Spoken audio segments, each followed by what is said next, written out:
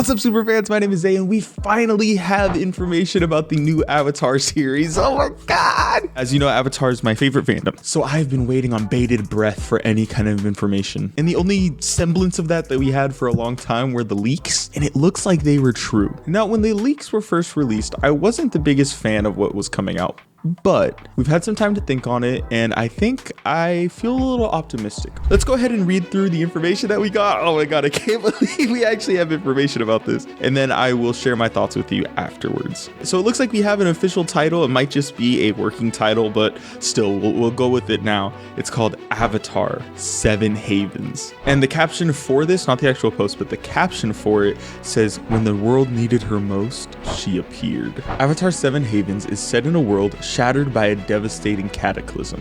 A young earthbender discovers she's the new Avatar after Korra, but in this dangerous era, that title marks her as humanity's destroyer, not its savior. Hunted by both human and spirit enemies, she and her long-lost twin must uncover their secret origins and save the 7 Havens before civilization's last strongholds collapse. Now let me talk about my first impressions before we get into what I feel now. The setting of it being after a cataclysm initially had me very worried. I was picturing Mad Max, I was picturing The Walking Dead. Basically, I thought it was going to be like very derivative, like stuff we've already seen. Now, the whole thing about having a long-lost twin is really where I had the most issue, and it boils down to 3 things. 1, we just had the Roku book that said that he had a long lost twin. 2, this opens up like one of my least favorite things within like the fan fiction community, this idea of an avatar having their elements split between 2 twins. The reason that it's my least favorite isn't because it's necessarily a bad idea, but just because it's everywhere. And then 3, because of that whole controversy with the first Kyoshi book having the wrong Avatar storyline coming from these same kind of stories about like a twin, right? So, you know, immediately my quills went up. But with this synopsis, with this post, I think I'm realizing that I was just not seeing the vision. Where I was picturing The Last of Us, I think that what they're getting at is Princess Mononoke, which is incredible. It's my favorite Ghibli movie, and also its influence on Avatar just as a property is everywhere. Brian and Mike, when they made this series, cited Studio Ghibli as a huge inspiration. So I think it makes sense to kind of take it back to those roots. You know, like picture Iron Town using its fortified walls to protect against these wolf spirits. And then you have Ashitaka coming in, and he's the enemy of Iron Town and the spirits until he like befriends them on both sides. You know, like, oh my god. You know what? I just thought of something else that I wanted to add too. When I was watching the YouTube interview that Brian did on the Avatar YouTube channel, he mentioned something about how he found like a new artist or like to like art lead or art direct. I can't remember what position it was. And he described finding them being like, oh, they're not my usual style. That scared me because I thought like, are we gonna get a 3D Avatar show or, you know, one that looks like, I don't know, Teen Titans Go or something, right? But what I was hoping is that when he meant style, he meant like the aesthetic. What I'm thinking he may have meant, and what I'm hoping that he meant, is that it pulls from cultural inspirations that he doesn't normally pull from. Now that is all based in fact, right?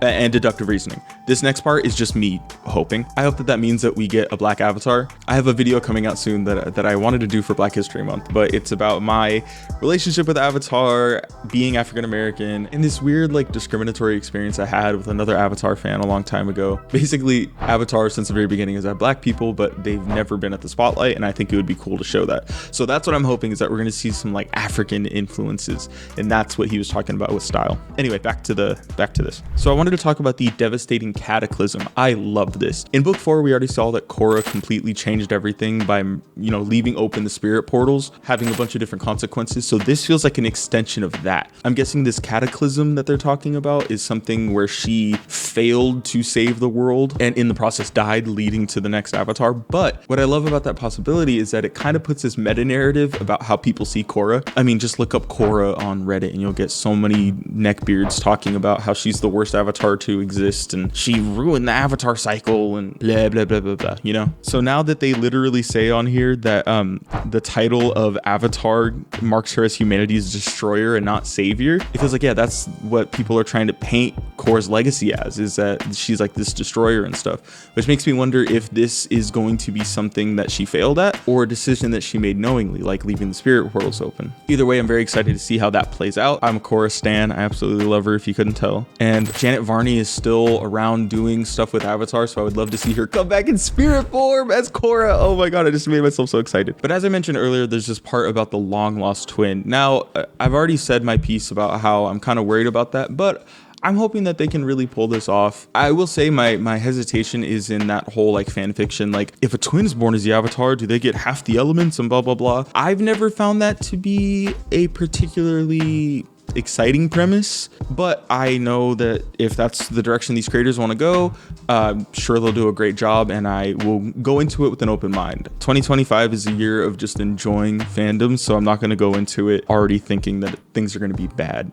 and you're not either, right? The long lost twin thing could also have something to do with being falsely identified as the Avatar, which we've seen before in Yoon with the Kyoshi novels, and I kind of hope that they don't do that. Again, open mind, but I hope that they don't do that. But something that it could show that I think is interesting is this idea of like classism. Now, it's not included in this, but in the leaks that came out a while back, this Avatar was said to be homeless. I'm wondering now if that is going to be a part of it, and if it is, if it'll be that she is from like the spirit wilds, where her long lost twin is like born in the havens and used to safety or something, or maybe doesn't even know the world's messed up, you know? That could be cool. Some kind of like class commentary wouldn't be foreign to this show. So I think that could be interesting. That would be what I'm hoping for personally. But like I said, I think they're going to do a good job no matter what. All right, then the next thing says, she and her long lost twin must uncover the mysterious origins. Mysterious origins is an interesting way to put that. Now that could allude to a bunch of things. Mysterious origins could just be that they don't know their parents. It could also be that, you know, maybe they are the product of some kind of maneuvering to try to create the Avatar. Or maybe it could refer to like nobody knew that Korra was dead even, and they just showed up. I don't know what that means. I'm very curious to find that out. And it says, and they'll have to save the 7 havens before civilization's last strongholds collapse. So okay, the civilizations are fighting against something. I would assume that means spirits. But I don't want to, you know, put all my eggs in that basket. If that is the case, though, that would make sense, having them be the mediator between the two worlds again. And honestly, I'm kind of interested to see us kind of backtrack a little bit. I think that's going to be cool. You know, between Avatar and Korra with Republic City, we really jumped forward in like progression of like technology and things like that. So I think it's going to be really interesting to see them have to go backwards. I'm wondering what that's going to look like. I wonder what places will be the strongholds. If there'll be new places or if there'll be places we'll know. I'm gonna put money now. I think Ba Sing Se is gone.